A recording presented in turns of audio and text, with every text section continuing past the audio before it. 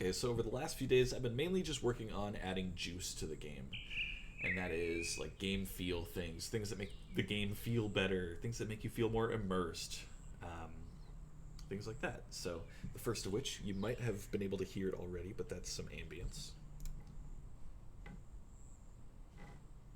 I went quiet there just so hopefully you got a chance to hear it. So, I added that to every area. They're just placeholder right now because there's some royalty free, commercial free sounds. I do want to make my own if I can find the proper setting to record it and get my equipment set up correctly. I'm not the best audio engineer, so it might be a little scrappy, but I do plan on replacing them at one point, but I did want to just add them and program the system so it'll be easy to plug in later. And so, yeah, why don't we jump into the first area here, which, if I'm quiet again,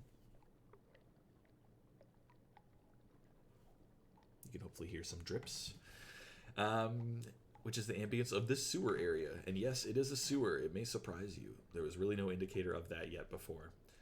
But hopefully with the addition of some extra stuff, like these drips, that actually required an embarrassing amount of time and to get the math correctly on when they're allowed to splash. But yeah, so adds just a little bit more atmosphere to the area, which I think is always nice.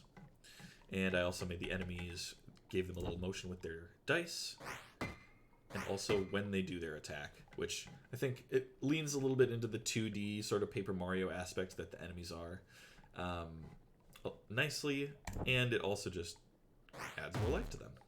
So I think that's an improvement overall. And then also I have this game dev hack that lets me retain my hand, and when I end my turn, they just go down for now. That'll probably be tweaked too, but that's just to give Mr. Sneck the show he deserves in this area, so it doesn't overlap and you get confused. This animation with the attacking will probably change with time, but just wanted to show what I got so far and what I've been working on.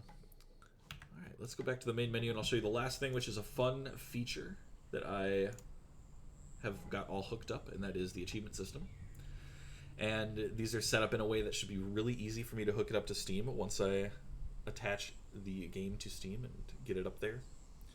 And I will spoil only one achievement for now, and that is the Collector.